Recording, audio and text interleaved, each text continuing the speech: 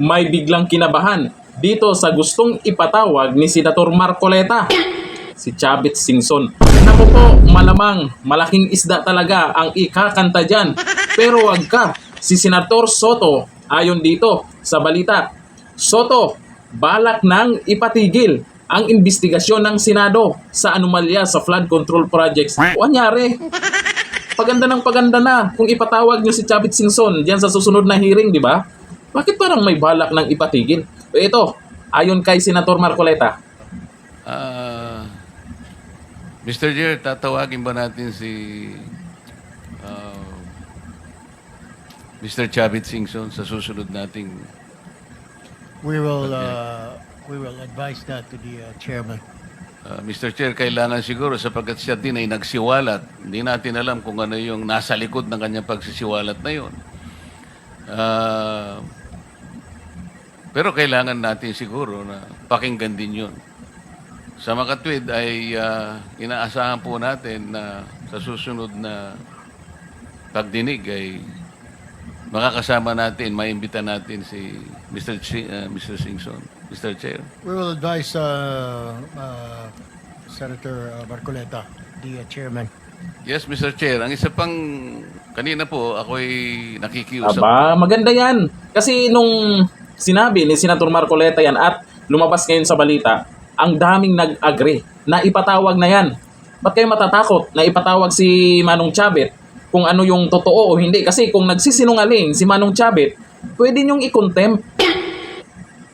Diba? At least ngayon, ito yung aabangan ng taong bayan. Kasi ang pinag-uusapan, big fish na. Baka naman, yung iba dyan, ayaw pumayag dito. Sa unang-una, nakakabahan dyan, si Dunyor. Akalain mo ba naman? Kinanta, nakaraan ni Manong Chavit na itong Diskaya pala ay kontraktor din kung saan naroroon si Dunyor. Siyempre alam niya yan, lugar ni Dunyor yan. Kontraktor din pala itong mga Diskaya.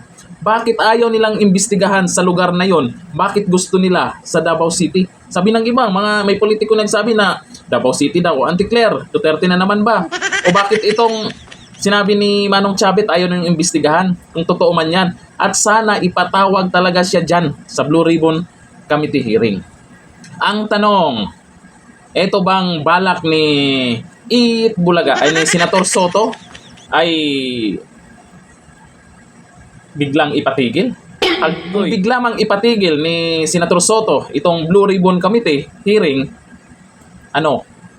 mananahimik na lang tayo. Sayang yung rally. Sa bagay, balak pa lang naman.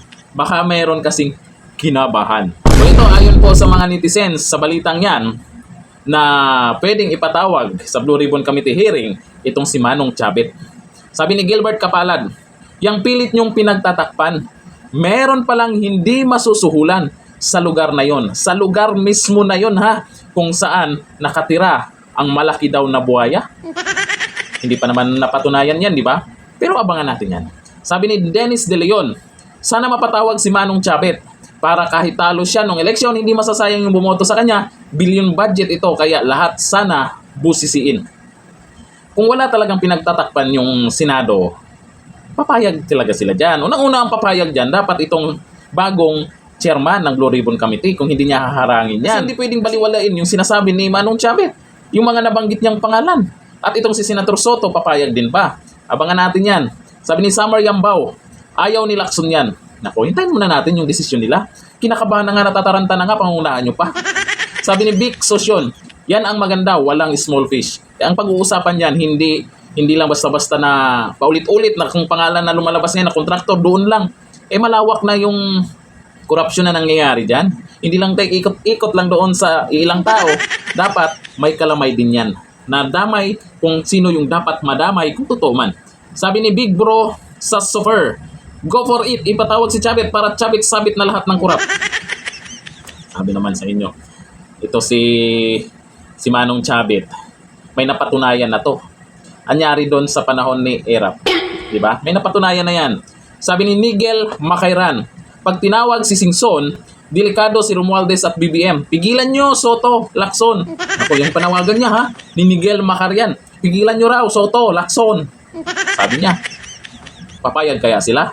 Pero nakabantay po ang taong bayan. Senador Itbulaga, Senator Soto, Senator Ping Lacson, sana pagbigyan nyo po, wag nyo munang itigil yung investigasyon. Sana itong si Senator Marcoleta na ang kagustuhan lang ay mabuking kung sino ang totoong magna. Kung wala talaga kayong pinagtatakpan ha, kung patas talaga kayo, kasama dito si Manong Chavit na imbestigahan nyo. Dahil ito ang mas malupit, mas matindi na mga sinasabi na itong nakaraan. Ang sabi, may yung Diskaya o kagaya sa issue nila Diskaya. O kontraktor din pala doon sa isang lugar na may malaki di umanong buhaya. Para magkaalaman. Magkabukingan ba? Kung plano nyong itigil yung investigasyon na yan, kalaban nyo ang taong bayan. Dito na lang, thank you. Bye-bye.